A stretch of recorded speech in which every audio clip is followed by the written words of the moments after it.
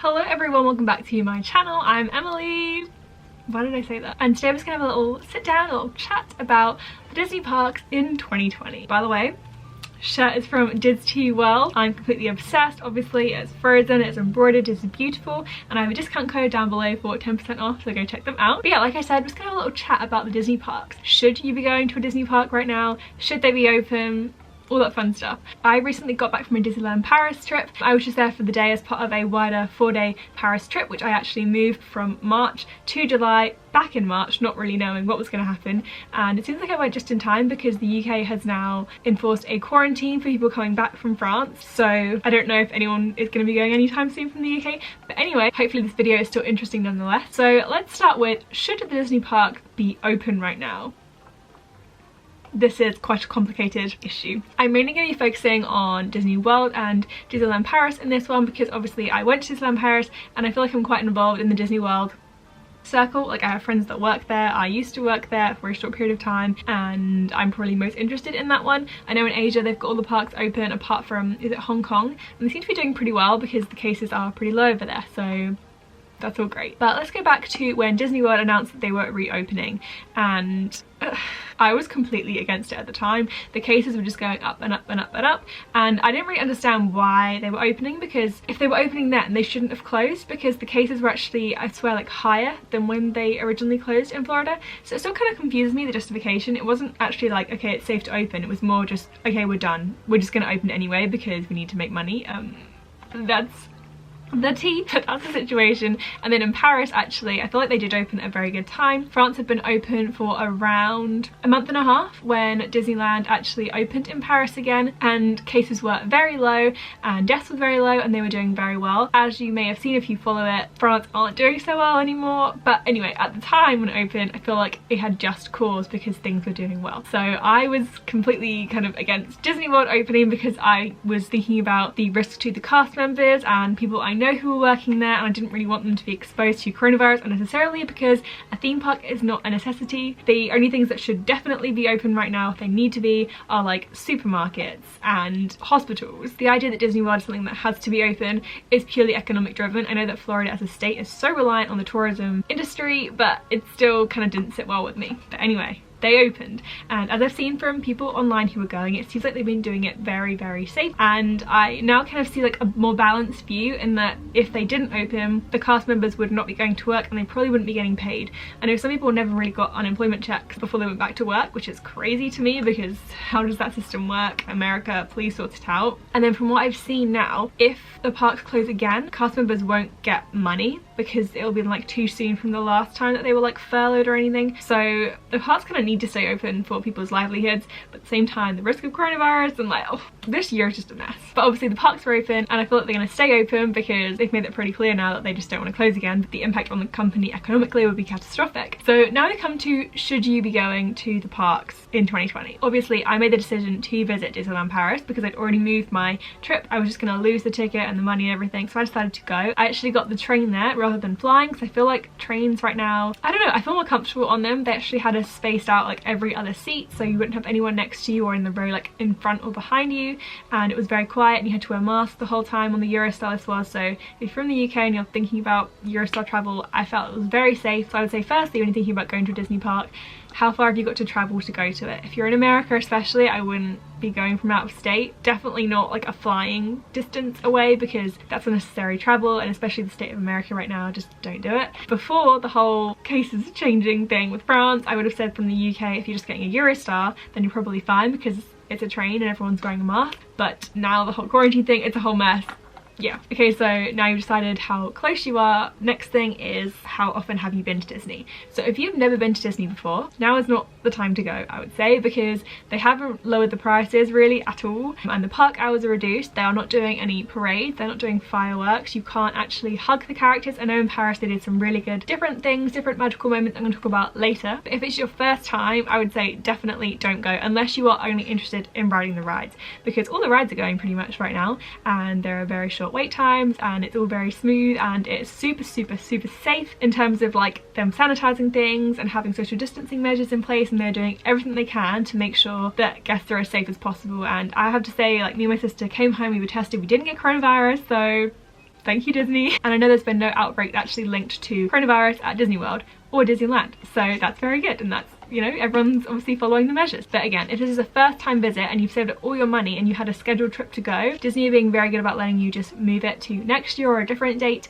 So I would really recommend you doing that, because you don't want your first experience to be wearing a mask and not getting to do everything you want to do. Also, if you have a young child in your party, I would definitely say don't go either, because they're not really going to understand why everything is so different, why they have to wear a mask. Although I know in Disneyland you don't have to wear one if you're under 11, but even just seeing all the other guests wearing a mask might be confusing and kind of scary to them. Also, they're going to want to run up and hug the characters, and obviously that's not allowed right now. They have to kind of like wave from a distance, which is again a bit awkward, and it's just not going to be the whole experience for them. So again, I would say with children, don't go. Also, if you have someone in your party who can't wear a mask because of medical reasons, please stay away. I've seen some videos online of people showing up to the parks knowing the policy and expecting they're going to be let in, and kind of like claiming they have a disability and they should be allowed in, and it's discriminatory for them to not let them into the parks without a mask. But Disney World is not a necessity. You can't expect to go and have the rules be bent for you, because a theme park is not where you should be right now. If you're someone who is really sensitive to masks and all that stuff, just stay home. Like, it's a really hard time for everyone, but you shouldn't be going to Disney World. It makes me really uncomfortable that people are putting cast members in that kind of position when they don't need to. Like, it's hard enough to work that job. Those cast members are having to wear masks and visors and talk to angry guests who are not getting everything they want. Please don't add to their burden by showing up and demanding that you don't wear a mask and then filming it and putting it online. Like, that's a whole other issue. I hate people shaming cast members online. No matter what they've done, it does not deserve to be blasted online. You're risking someone's livelihood. But that's a whole tangent. I actually did a video on that last year, so check that out if you want to. But yes, if you can't wear a mask, if you have a child who is going to find masks and the whole vibe scary or, I don't know, uncomfortable, and then if you're a first time visitor, do not go. However, if you've been many times before and you're someone who, like me, just craves a little bit of magic, a little taste of Disney, then I would say it's actually a really good time to go, because Disney, like I said, are being really safe with it. Everything is a super short line, and personally, I didn't find the magic was taken away at all by all the different measures that were in place. I had arguably one of my best Disney park days ever. I made 2 vlogs about it, again, link down below, check them out, and I didn't feel in any way that it was lesser or like, I don't know, I still got that same Disney feeling, and maybe it's because I've been away for a while. It's been almost a year since I was last in a Disney park, and speaking of which, a year ago I was in Magic Kingdom with my best friend Fee and my sister, having one of the best days ever, literally. Like, I'm so emotional. I'm actually gonna watch all these vlogs later. Look sad. But yeah, if you've been a bunch and you live nearby, or it's an easy trip, or you're an annual pass holder who lives close, why not? Give it a go, as long as you're feeling comfortable. It's another thing. If you're someone who has stayed home this whole time and just kind of shielded yourself, as is good to do, then I would not recommend a Disney park trip for you, because it is going to be a lot of people. Even though they have reduced the capacity of the park, it's still significantly more people than you're used to seeing. In the UK, they started letting us go to cafes for takeaway, and then they let us go to eat outside, and then they let us eat in, and then they said you could eat with one other party, and it's kind of like grown gradually with what we're allowed to do. So I didn't feel like overwhelmed when we went to the Disney park. It very much still felt safe, so I kind of felt like I coped well with it. But if you are, again, someone who really hasn't been anywhere or done much, I'm not like knocking anyone. Everyone has a very different experience and different levels of what they can handle right now, and obviously different governments and different guidelines and everything like that. But yeah, if you are someone who has just completely stayed inside, then I wouldn't recommend you going to Disney right now, because it is still going to be a lot of people regardless of the restrictions and the limitations. So now I've talked about if you should go, I'm going to move on to if you do go, some of my tips and experiences. The first thing you're going to need to do if you're going to go to a Disney park is you have to register ahead of time for your chosen park day. So you firstly have to buy the ticket, and then you have to register. They are both required for park entry. You can't just show up at the park if you're an annual pass holder. You can't show up at the gate and buy a ticket and get straight in. So I know for both Disneyland Paris and Disney World, they have online reservation systems. It's super easy. If you type it into Google, it pulls up. I remember being really worried when the systems opened that the day I was going to go was going to get like blacked out, but I could literally still register the day before. So you don't need to panic about that. I feel like only in Disney World they're having issues around like key days like Halloween, or obviously when the parks first opened, and Hollywood Studios still is getting quite high demand because obviously Rise of the Resistance, but it's not something to worry about. Just do it with plenty of time so it's a stress-free experience, but you're not going to have any trouble, I don't think, getting a date unless it's like a key holiday. My next tip is related to crowds. So obviously the busiest times of the day are going to be when the park opens and when it closes, especially with the reduced park hours. If you're someone who feels a little bit uncomfortable still with being around lots of people, just avoid those key hours, even by 30 minutes. Just go a little bit later and leave a little bit earlier and you'll be fine. The only time I felt a little bit of clumping throughout the day was around 3 o'clock, and it was around the Frontierland area because they have Thunder Mountain and they have the newly reopened Phantom Manor, which is a version of Haunted Mansion. Other than that, I never felt crowds. I'll insert like some quick clips here just to show how quiet it was. At times we literally felt like the only guests in the park. As I said, the lines were super short. The longest line of the day I think was 25 minutes for Thunder Mountain. Actually, no, I lie. I think our longest line of the day was to get the Mango Whip, which is their Jungle Jive celebration version of the Dole Whip, and that was probably just over 25 minutes because France does not do quick service very quickly. Slow service. Other than that, we literally walked on pretty much everything or had like a 10-minute wait. We went on everything we wanted to, minus Tomorrowland Speedway, because even with a 0-minute wait, I'm still not going to go on that because it's my least favourite attraction. You're still going to have those super short lines even if you arrive a little bit later than normal, so don't worry about that at all. Arrive at your leisure and avoid those initial clumpings and crowds just to get into the park, and leave a little bit earlier because there's no fireworks or parades, like I said, so you're not going to miss anything by leaving just a tiny bit earlier. Apart from the characters, they wave you in and they wave you out at the start and the end of the day, and it literally broke me. Like, I was crying. My next tip is surrounding masks. So obviously you have to wear a mask right now at a Disney park. The only time you can take one off is for eating. I know at Disney World you have to be physically stationary when you're doing that. I think Disneyland is pretty much the same measures, although when I was there they were pretty relaxed about if you were sitting at a table you could have one off even if you weren't the one eating, if someone else was, but generally you are wearing a mask the whole day. So if you're there from like 10 AM in the morning till 8 PM at night, that's quite a long time to be wearing a mask. I know for most people they're not having to do that the whole time unless they're in like a public service job or in a medical job. So I was actually really worried about this, if it was going to completely inhibit the experience or just make me feel really uncomfortable and really hot. But even though when we were there it was about 32 degrees, which I think in the US is about 92, I still felt pretty comfortable, and I owe that to the fact that I took multiple masks. I had one that was more patterned and like fashion based. It was actually from What's the Stitch UK. I'll insert like a little photo. Actually, let me just go get it. Let's just stop being lazy. It has Tinkerbell on it, and obviously I'm obsessed. It went so well with all the pink that I was wearing that day. I loved it. There we go. I have a little discount code for them as well. Link in the description box below. But that one is not as breathable as some of the more lightweight ones. So I also had this one, and I had another version of it in white, and then I also had a more like medical grade, one of the really thin blue ones to wear as well. I actually switched through all of them throughout the day. It probably seems a little bit extra, but this is coming from a girl who always takes a change of clothes to a Disney park, so what do you expect? And I really advise you taking at least one change of mask, just because you're obviously breathing air back to yourself and there's no kind of release. So just for your skin's sake, if you're someone like me who gets occasional little breakouts, take another mask just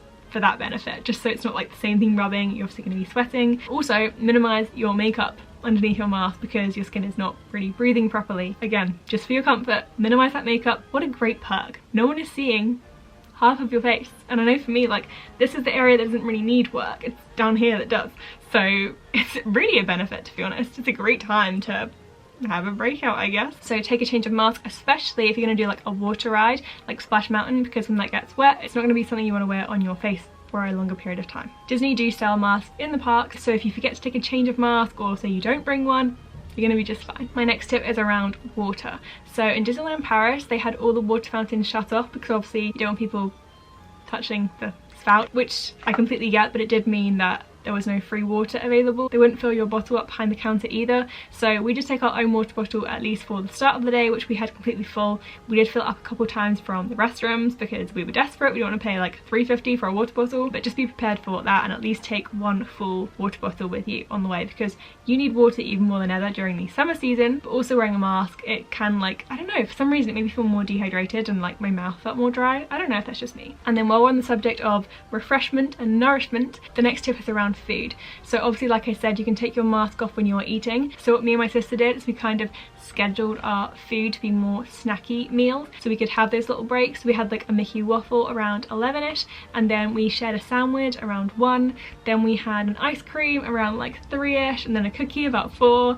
and then we had a mini dinner around 5:30, so we had those kind of like little breaks built in so we could have a reprieve and take off our masks and sit down.